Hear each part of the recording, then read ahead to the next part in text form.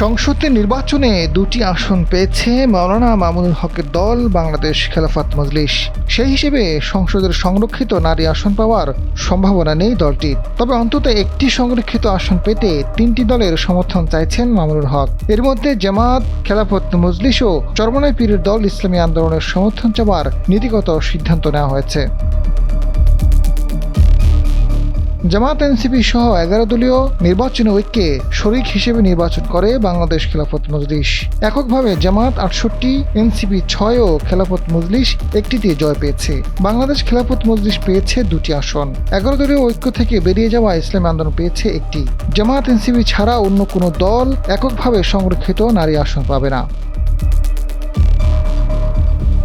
এদিকে নিজেদের ঝুলিতে থাকা 2টি আসন এবং খেলাফত মজলিস ও ইসলামী আন্দোলন সহ নির্বাচিত 4 এমপির মনোনয়ন নিতে পারলে একটি সংরক্ষিত আসন পাবে বাংলাদেশ খেলাফত মজলিস।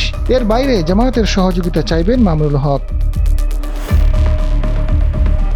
বাংলাদেশ খেলাফত মজলিসের মহাসচিব মাওলানা জালালউদ্দিন আহমেদ জানান, জামায়াতের সমর্থন চাওয়ার কথা তারা ভাবছেন। ইতিমধ্যে এ নিয়ে নিজেদের নির্বাচন পরিচালনা কমিটির বৈঠক হয়েছে।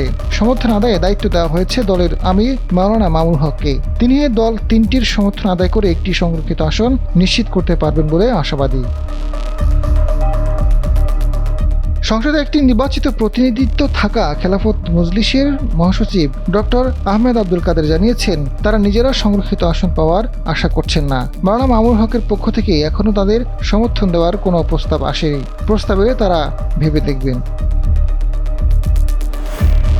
ইসলামী আন্দোলনের সমর্থনের বিষয়টি দলটি জানায়, মামুনুল হকের সঙ্গে তাদের আন্তরিক সুসম্পর্ক রয়েছে। নিজেদের যেহেতু সংরক্ষিত নারী আসন পাওয়ার সম্ভাবনা নেই, তাই মামুনুল হক প্রস্তাব দিলে তাকে সমর্থন দেবে। জামায়াতের সঙ্গে মামুনুল হকের স্মরণকালে সবচেয়ে সুসম্পর্ক বিরাজ করছে। একই ধরনের মনোভাব জামায়াত নেতাদের মধ্যেও পাওয়া গেছে।